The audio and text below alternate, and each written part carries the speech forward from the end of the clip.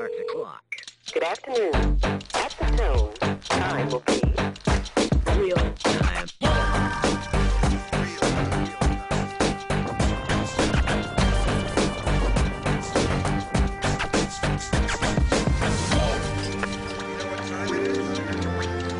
R-E-A-L-I-M-E 1, 2, 3, 4, 5, 6, 7, 8.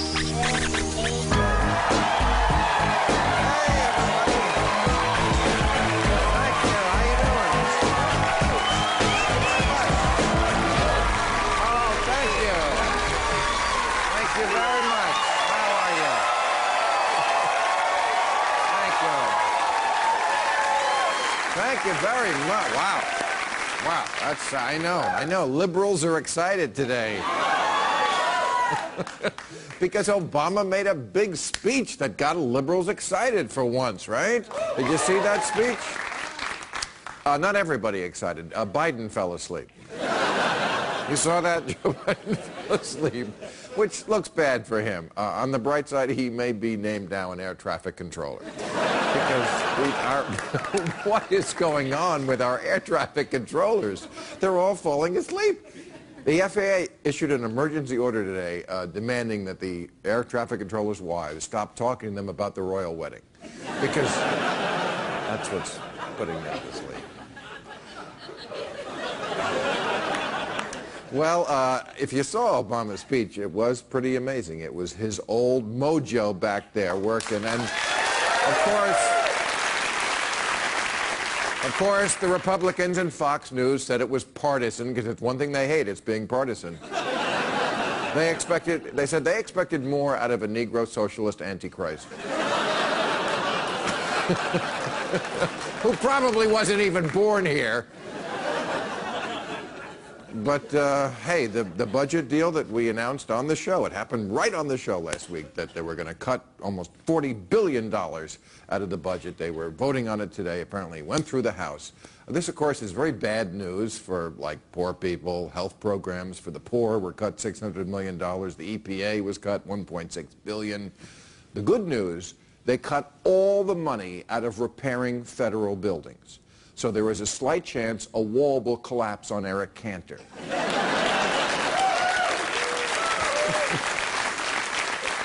Or Michelle Bachmann, you know, the Republicans are so obsessed with this Planned Parenthood issue. She was saying, and this is just a huge lie, that she said Planned Parenthood is the LensCrafters of big abortion.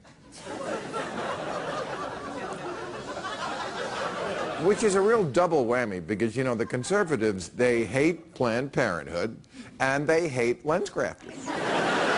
Because LensCrafters makes glasses, and that can lead to reading.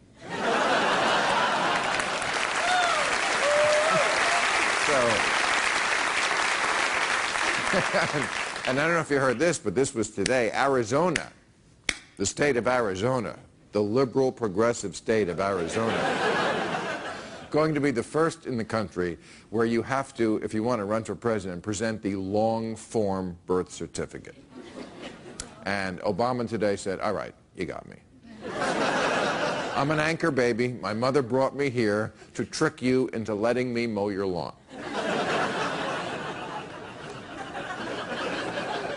My favorite part of this bill in Arizona, if you don't have your birth certificate, you can provide baptismal or circumcision certificates. Who has a circumcision certificate?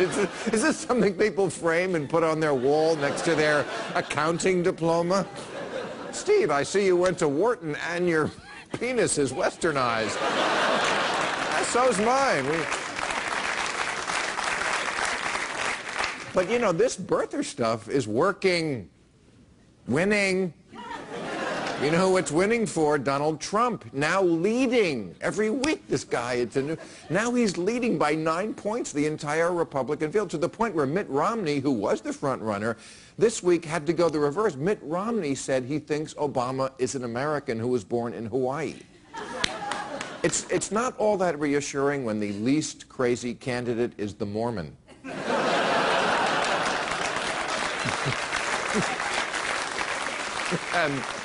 You gotta love Donald Trump. He said he would reveal his decision whether he's going to run on the season finale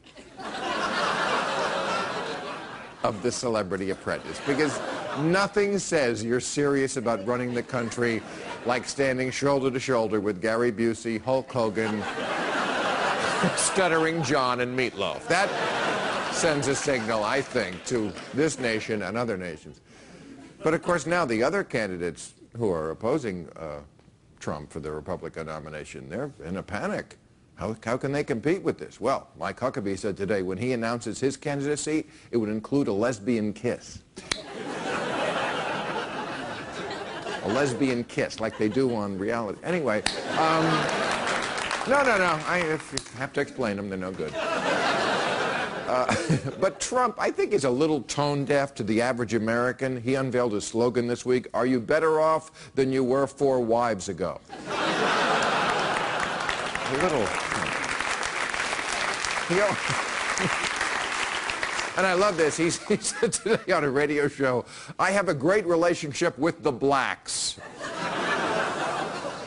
So great that he understands how much they like being referred to as the blacks.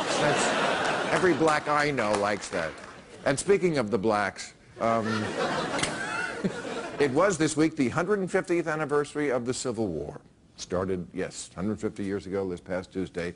In a solemn ceremony, Michelle Bachmann mailed a letter to the Gettysburg Address. All right. We got a great show. We have Michael Steele, Amy Walter, and Ed Schultz. And a little later, Irshad Manji. But first, he is a physicist at City University of New York, whose new book is Physics of the Future. Please welcome Michio Kaku. Hey, Professor. How are you, Doc? Very good. Great to see you. Thank you. Okay, well, we have been avoiding this topic for a few weeks because it's not a pleasant one. But, you know, it's one that we have to talk about. And you're the best guy to talk about it because I know you know a lot about it, and it's something that involves the country of your ancestors. I saw this week that they raised the level there at the troubled plant from level 7, I guess, to level 7. Right. And I thought, well, at least it's not level 8, but then I found out there is no level 8. Mm-hmm. So besides not eating the sushi, what does this mean? Well, the utility has been in denial. For a whole month, they said it's no worse than 3 Mile Island, which is level 5. Now it's level 7, the maximum, which is the level of Chernobyl. Now, we physicists knew that there was an uncontrolled release of radiation into the atmosphere. It's so radioactive that the workers there are like samurai. It's a suicide mission. They go in there getting near lethal quantities of radiation in the area, and then they get shot right out again. So it's the managers, it's the utility that have consistently downplayed the severity of the accident. And I keep having this mental image of the utility managers like Homer Simpson operating a nuclear power plant. Yeah, you know, it was disappointing. I thought Japan was ahead of us in this area. Not in nuclear. Yeah, and I saw on the news a couple of weeks ago they were like stuffing old newspapers in there. That's what I would do. Realize that this is not in any nuclear engineering textbook. You get any nuclear engineering textbook, look at the last chapter, and they say that, yeah, we have emergency cooling systems, don't worry about it, we can take care of it. Nowhere do they say that you can have 3 simultaneous partial meltdowns, 4 hydrogen gas explosions, uncontrolled release of iodine and cesium into the atmosphere. This is not in the book. They're literally making it up as they go along. This is a science experiment. And we are the guinea pigs for this science experiment. Yeah, I've heard many times on the news people saying they could not have predicted what would happen. But isn't this what happened with Godzilla? Yes. Isn't that how he was created?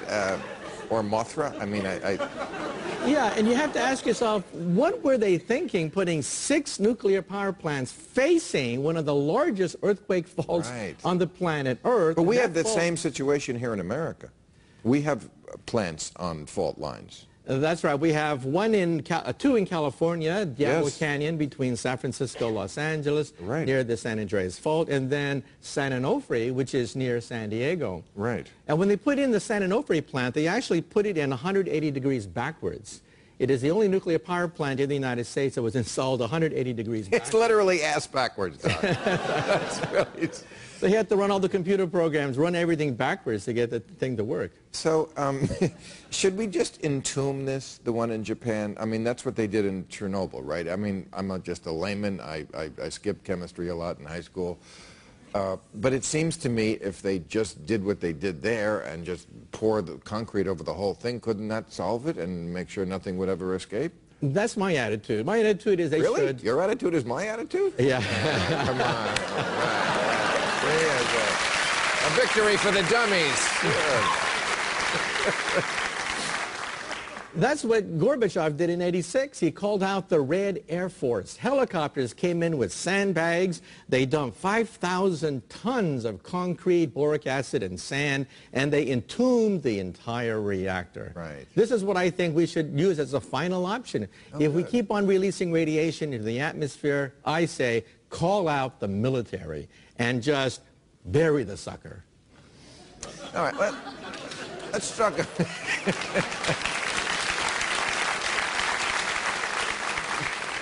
You and your technical terms. But let's talk about more positive stuff, because I know that's what's in your book. You're a big futurist. You believe optimistically in what's going to happen. I'd love to be convinced. You're one of those people who think, you know, nerds can save the world, and I hope that's true. You think that there are things that are going to happen in the future that might save us from, say, global warming. I'm not so sure. I mean, I remember we doing something on the show about 5 years ago where Dr. James Hansen of NASA said if we don't stop putting carbon in the atmosphere within 10 years, we'll reach a tipping point.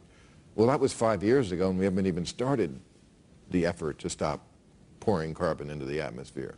Well, there is a silver lining. Look at the fact that even though solar is perhaps twice as expensive as fossil fuels, it's going down every year. And with the rising price of fossil fuels and the falling cost of solar renewable wind power, the two curves may cross in about 10 years' time, in which case market forces may make solar very competitive with fossil fuels. Already in Europe, people are beginning to invest in the Sahara Desert. Rights to the Sahara Desert are now being sold off because that could be the source of energy for Europe. And it won't be too late? Well, it's going to be a race against time because I think that in a 10-year time frame, an enormous amount of carbon dioxide will go in the atmosphere. And I think by mid-century, some of our great cities may be underwater unless we put dikes around them. Some of our great cities are at sea level or below sea level. I live in Manhattan. We may have to have dikes around Manhattan. So I think in a 10-year time frame... Don't tempt me there, Doc. If you've ever been to Greenwich Village, make your own joke now. Okay.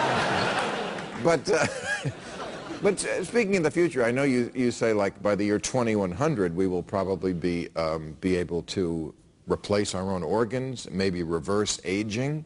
That's right. I need this to happen a little sooner. You know, when they fix dying, I don't want to be like the last guy to die. I don't mind. I'm going to be like if they just did it like a week sooner, Bill Maher would be alive, and now he's the last schmuck to have this. Well, we're making enormous inroads. Right now, we can grow from your own cells, bone, noses, cartilage, blood vessels, heart valves. The first bladder was grown 4 years ago. Right. And the first liver will probably be grown from your own cells within 5 years. That's what I need, a liver. So for alcoholics out there, this is good news. All right. Thank you, Doc, for joining us and enlightening us. Please come back anytime. All right, let's meet our panel. Thank you.